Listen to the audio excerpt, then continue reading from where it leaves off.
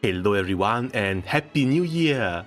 Hopefully 2025 is going to bring a little bit more gacha luck, cause my roulette so far has been absolutely abysmal. The only positive aspect of the entire free roll campaign has been the Grand Peak ticket, which I burned on a really nice Cosmos. That felt like a big missing spot on my light setup, so at least that hole is now plugged. As for everything else, no Yatima. Again, no summon nor character actually hurts a little bit, but at least she's sparkable, and when it comes to the current one, no red just yet, and I don't think I care that much about the others. Raphael would be great, but mostly I guess for his weapon, and then we have the Oroja summon. This deals a crap ton of skill damage, apparently can still one-shot the EX Plus again, 45 million EX Pluses in a couple of Guild Wars maybe, but it's a one-time only and it changes the MC's first skill into something fun. Not really as required as, say, Bab's Yatima or 000. Still, it is the dawn of a new month, so let's go over the treasure trade nice and fast and pick up the usual stuff here.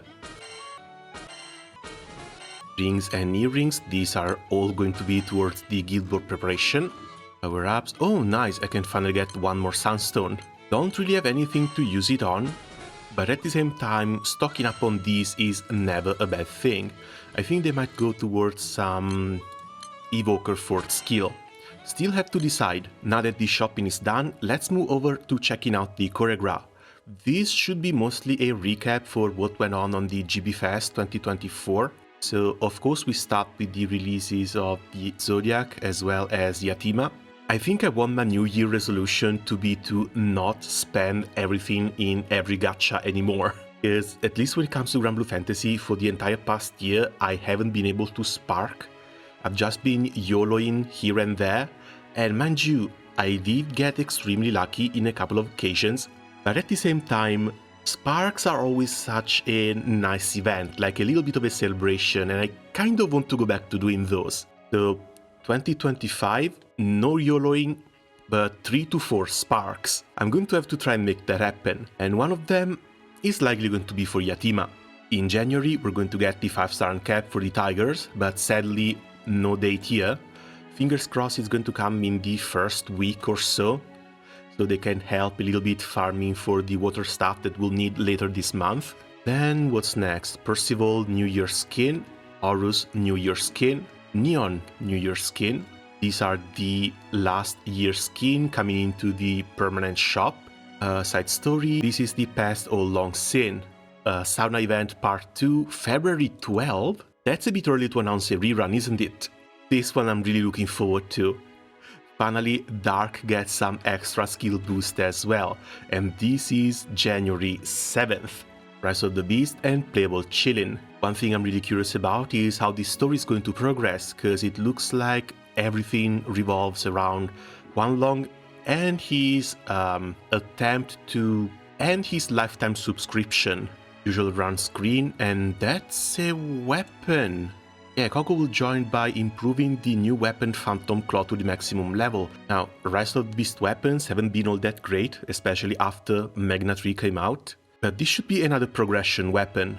Moving on, Friday, February 14th, another alchemy event. This one was really nice for the alchemy points. When the Blades Sever from the 29th to January 6th, this is the current Gobo event. Lucius Uncap, Positus rerun on January 14th, which should last down until the Guild War. Again, nothing different from the last EXO event.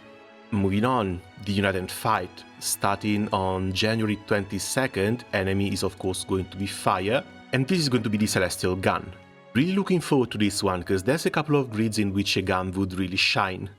Not to mention, we are finally back to the hot bosses.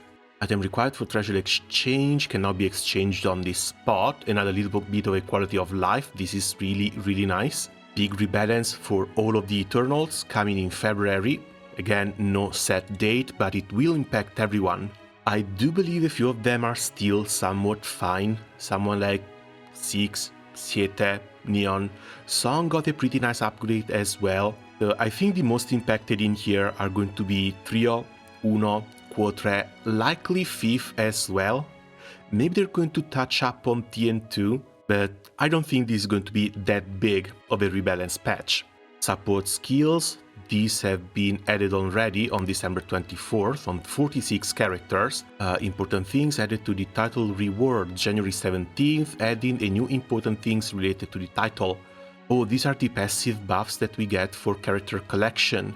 If you have 600 characters, you get a 0.5% damage boost, which goes up by 0.1% for every 10 characters above 610. Honestly, this one is kind of insane, even if the numbers do look a little bit little, because old players are about to get a really big boost. Moving on, always in January, a rebalance patch for some of the least used 150 gold moon weapons.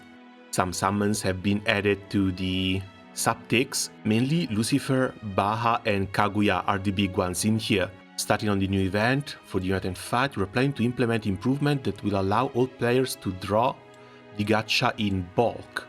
Oh god, seriously? This is fantastic news. One of the hardest parts of the entire Unite and Fight is fighting against the boxes. Players will be able to draw a special number of boxes at once. Maximum number is 20.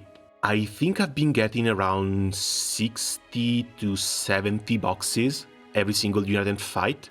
So you're telling me I just need to click around 6 times rather than 140?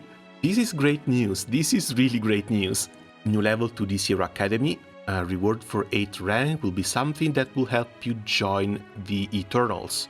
Okay, don't really need this, but more free stuff is always more free stuff. This one is coming in February as well though. Bookmark and continuous playback feature to the Lyrian note. Plan to add a setting that automatically plays the next episode after finishing each episode. This might be just for the Lyria's journal though, not for the new story events. When you want to read all the story at once, you will be able to avoid the trouble of having to go back to the episode list and select the next one. And yeah, this is going to make reading Fate episodes and reading story events even better, because now you can just skip the entire event and let it play through the Lyria's journal after you're done while you're grinding. Honestly, a little bit wild that we're having these quality of life updates coming out on the, well, 10th year, but almost 11th. March is basically right around the corner.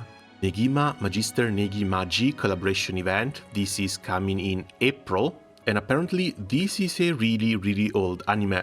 Winter missions, these are still up, they end on January 5th, so make sure you get done with your endgame raids, especially, because those are the ones that give some of the better rewards. Roulette, and sadly the 200 is something that we're only going to hit after everything is done. This should be March 5th, so outside of the Legfest. And the Grand Pick ticket. If you wanted to pick a character from the Flash Fest, you can now be free to use this. Otherwise, better wait until everything is over. March 8th, live broadcast before the 11th anniversary. There is one nice juicy thing, and that is that the 11th anniversary is going to revolve around the Zodiacs, rather than the 4 nights, something I think a lot of people were expecting. Sadly, this means the next 4 nights event is going to be yet another event in which they're going to try and set up something big that will happen in the future. Basically a copy-paste of the past 4 events.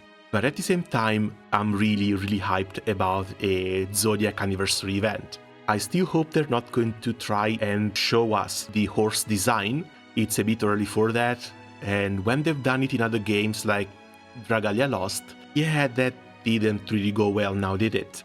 Still, in the upcoming weeks, we've got the Gobo event to go through, we've got the Rise of the Beast with the new Chillin', and we have the Water Unite and Fight preparations to do.